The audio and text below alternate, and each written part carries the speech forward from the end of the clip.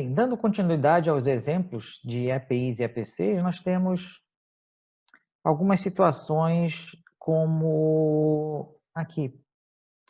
Por exemplo, nesta figura, será que se eu usasse um pequeno banco móvel com rodízios, eu não estaria proporcionando uma melhor condição ergonômica para esta pessoa? Então, isto seria um exemplo de um EPC, certo? Um EPC que seria utilizado para melhorar a condição ergonômica dessa operação aqui de manutenção. Nós temos alguns outros exemplos, como um isolamento térmico. Um isolamento térmico seria um exemplo de uma proteção fixa que impediria, né, esse contato com esse gradiente de temperatura. Isso tem que ser devidamente avaliado, essa questão dos perigos térmicos existentes no local de trabalho. Os perigos elétricos relacionados a, por exemplo, falta de aterramento, certo? Então, neste caso, o aterramento ele é considerado como um equipamento de proteção coletiva. Nós temos, esse é um dos pontos que a equipe de manutenção também está sempre verificando as condições do sistema de aterramento. Temos também aqui os exemplos do uso de EPIs.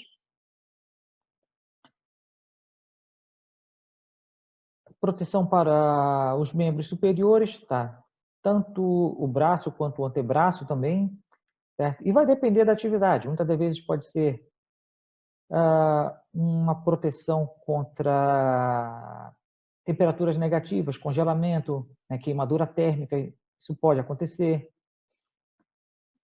Aqui nós temos um exemplo de proteção fixa, tá? Grades de proteção, uma grade que está impedindo o acesso a um sistema de transferência.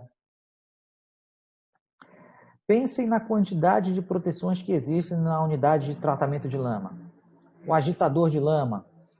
Será que existe algo que impeça o funcionamento dele? Será que existem EPCs? Tá? Sistema de separador de água, separador de gás.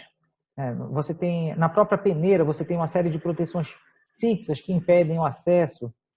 Então, cada equipamento vai ter, sim, uma série de proteções. Tá? Aqui um exemplo, o guarda-corpo, tá? Que impede o risco da queda. Então, tudo isso tem que ser devidamente previsto no ambiente de trabalho. Para a questão do risco de altura, temos sim EPCs e EPIs, linha de vida, cinto de segurança, talabarte. Só lembrando que a linha de vida precisa de um projeto também. A gente precisa de um responsável que faça todos os cálculos necessários para escolher qual é a carga necessária, a tensão para a gente instalar essa linha de vida. Espaços confinados, pode acontecer asfixia, queda, envenenamento. Neste caso, nós temos algumas medidas que são administrativas. Por exemplo, que é a questão do treinamento, você tem sinalização, aquela sinalização da NR33, que é um triângulo com uma pessoa desmaiada. Então, este exemplo este é um exemplo de proteção administrativa, que pode ser utilizada também. Quando a gente fala sobre segurança para riscos mecânicos e elétricos, este assunto é muito amplo porque a gente tem uma série de componentes utilizados para fazer o funcionamento, enfim, para alimentar algumas máquinas e equipamentos. Um deles pode ser o ar comprimido. Tá? Então, se você tem algum componente pressurizado, na NR12 a gente tem um capítulo à parte sobre estes pontos. A NR12 ela tem esse cuidado com componentes pressurizados. Então, a gente deve tomar algumas medidas adicionais. Por exemplo, toda vez que tiver mangueiras, tubulações e demais componentes pressurizados, a gente tem que tomar medidas adicionais de proteção, caso possa acontecer algum tipo de impacto mecânico ou a ação de algum agente agressivo. Então, esses componentes devem, sim, sempre estar muito bem protegidos contra esse tipo de impacto. A gente tem que ter alguns sistemas como um sistema que evite acidentes relacionados à ruptura desses componentes. Tá? Isso aqui é um componente muito utilizado. Em caso de ruptura, esta mangueira não vai ficar chicoteando. Então, a gente tem que verificar se isso está devidamente protegido.